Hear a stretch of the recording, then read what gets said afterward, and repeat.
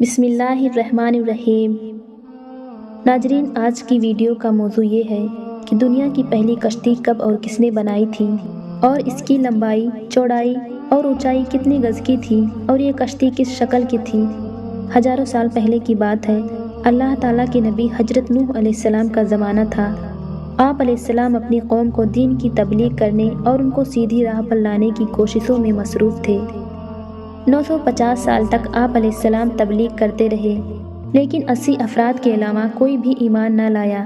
جب آپ علیہ السلام اپنی قوم کے ایمان لانے سے نا امید ہو گئے تو اللہ تعالیٰ نے آپ علیہ السلام کی قوم پر آنے والے طوفان کی خبر دی اور آپ کو ایک کشتی تیار کرنے کا حکم دیا۔ ابھی طوفان آنے میں 200 سال باقی تھے اور آپ علیہ السلام کو کشتی بنانے کے لیے لکڑی کی ضرورت تھی، لہٰذا آپ علیہ السلام نے لکڑی حاصل کرنے کی غرض سے ساگوان نامی کچھ درخت لگائے جن کی لکڑی بہت زیادہ مضبوط ہوتی ہے۔ یہ درخت 100 سال میں تیار ہوئے۔ اس کے بعد آپ علیہ السلام نے ایمان لانے والوں کے ساتھ مل کر دنیا کی پہلی کشتی بنانے کا کام شروع کر دیا۔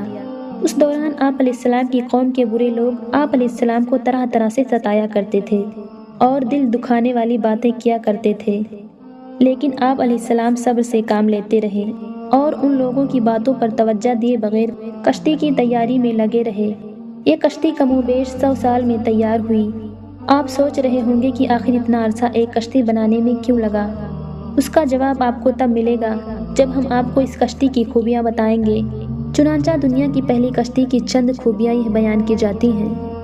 یہ کشتی ایک قول کے مطابق 300 گز لمبی، 50 گز چوڑی اور 300 گز اونچی تھی۔ کشتی کا آگے کا حصہ مرغے کے سر جیسا اور پچھلا حصہ مرغے کی دم جیسا تھا، جبکہ نیچے کا حصہ کسی پرندے کے پیٹ کی طرح تھا۔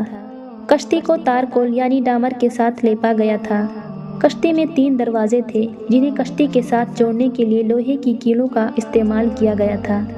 کشتی میں 3 منزلیں بنائی گئی تھیں۔ سب سے نیچی والی منزل درندوں، پرندوں اور حشرات الارض یعنی زمینی کیڑوں کے لیے تھا۔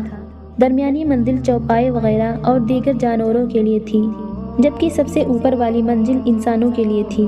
یہ تو آپ نے جان لیا کہ یہ کشتی کتنی شاندار اور بے مثال تھی، لیکن جو طوفان آنے والا تھا وہ بھی کئی گنا خطرناک اور ہولناک تھا۔ اس طوفان کے آنے کی نشانی یہ تھی کہ حضرت نوح علیہ السلام کے گھر کے تندور سے پانی ابل کر باہر آنے لگے گا۔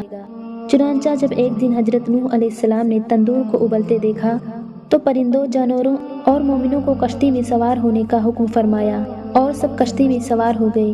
طوفان کی شدت میں اضافہ ہونے لگا۔ اتنی زوردار بارش ہونے لگی کہ زمین کئی جگہوں سے پھٹ گئی اور اس میں سے بھی پانی نکلنے لگا۔ 40 دن تک یہ بارش ہوتی رہی، یہاں تک کہ 40 گز اونچے پہاڑوں کی چوٹیاں بھی پانی میں ڈوب گئیں۔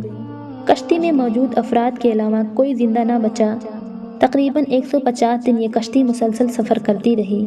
اس دوران جب یہ کشتی عرب شریف پہنچی تو وہاں اس نے خانہ کعبہ کے گرد 7 چکر بھی لگائے۔ آخرکار یہ طوفان تھم گیا اور 10 محرم الحرام یعنی عاشورہ کے دن یہ کشتی عراق میں موجود جودی پہاڑ پر پہنچ کر ٹھہر گئی، اور پھر سب لوگوں نے شکرانے کے طور پر اس دن کا روزہ بھی رکھا۔